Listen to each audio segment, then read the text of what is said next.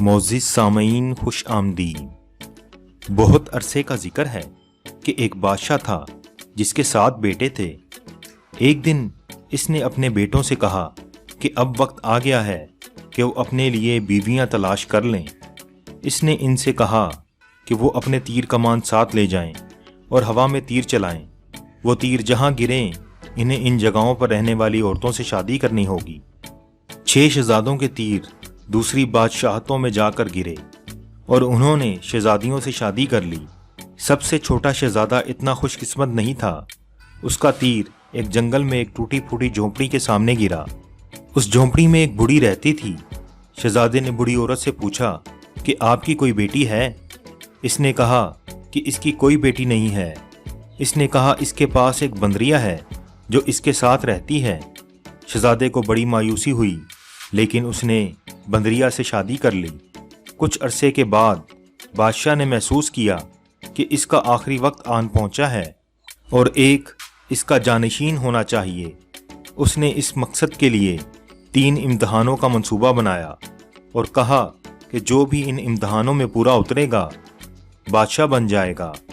پہلے امتحان کے لیے بادشاہ نے یہ مطالبہ کیا کہ شہزادی کے ہاتھ سے بنا ہوا خوبصورت کپڑا پیش کریں۔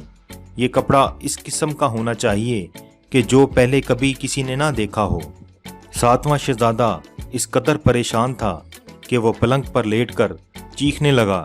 اس کی بیوی بندریہ نے اس سے پوچھا کہ مسئلہ کیا ہے؟ اس نے چلا کر کہا مجھے اکیلا چھوڑ دو، تم بیکار اور بدصورت چیز ہو، تمہاری وجہ سے میں کبھی بادشاہ نہیں بنوں گا۔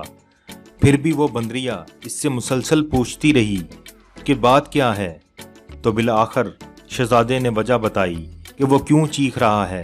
بندریہ نے اس سے کہا کہ فکر کرنے کی کوئی ضرورت نہیں ہے، وہ اس مسئلے سے نبٹ لے گی۔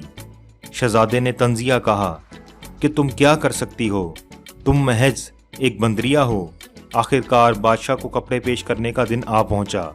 شہزادوں نے ایک کے بعد دیگرے کپڑے پیش کیے اور ہر کپڑا دوسرے کپڑے سے بہتر نظر آتا تھا۔ آخری لمحے پر بندریہ آئی اور اپنے کپڑے پیش کیے۔ وہ تمام کپڑوں میں سب سے زیادہ خوبصورت تھے۔ وہ خالص ریشم سے بنے ہوئے تھے اور ان پر بیش قیمت جواہرات ٹانکے ہوئے تھے۔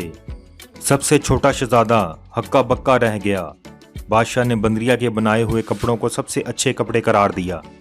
اس کے بعد بادشاہ نے دوسرا امتحان پیش کیا۔ اس نے کہا کہ ایک دعوت کا انتظام کرو، میں تمہارے گھروں میں آؤں گا، کھانا کھا کر دیکھوں گا کہ کس گھر میں سب سے اچھا کھانا پکا ہے۔ سب سے چھوٹا شہزادہ اپنے پلنگ پر جا کر لیٹ گیا اور چیخنے لگا۔ اس کی بیوی پوچھتی رہی کہ کیا بات ہے، اور بالآخر اس نے بتایا کہ دوسرا امتحان کیا ہے۔ اس نے کہا جاؤ آرام کرو، اس دعوت کا انتظام مجھ پر چھوڑ دو۔ شہزادہ سخت تعجب میں تھا اور سوچ رہا تھا کہ آخر بندریہ کس طرح اس امتحان سے گزرے گی۔ وہ جھوٹ موٹ سوتا ہوا بن کر لیٹ گیا اور جب اس نے سوچا کہ اب کافی وقت گزر چکا ہے، وہ اٹھا اور یہ دیکھنے گیا کہ اس کی بیوی کیا کر رہی ہے۔ وہ دیکھ کر حیران رہ گیا۔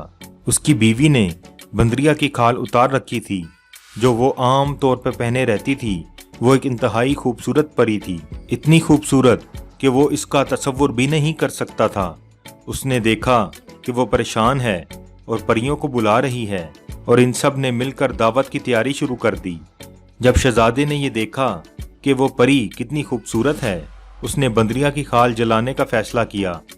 بندریہ نے اسے ایسا کرتے ہوئے دیکھ لیا اور وہ بہت پریشان ہوئی۔ وہ اور دوسری پریاں غائب ہو گئیں اور دعوت کے لیے تیار کھانا چھوڑ گئیں۔ جب بادشاہ نے 7 شہزادوں کی دعوتوں کے لیے تیار کیے ہوئے کھانے کا ذائقہ لیا تو اس نے پری کا تیار ہوا کھانا سب سے زیادہ مزیدار قرار دیا۔ اس کے بعد چھوٹا شہزادہ پری کی تلاش میں نکل کھڑا ہوا۔ وہ سب سے پہلے بوڑھی کی جھونپڑی پر گیا جہاں وہ بندریہ سے ملا تھا اور جو پری نکلی تھی۔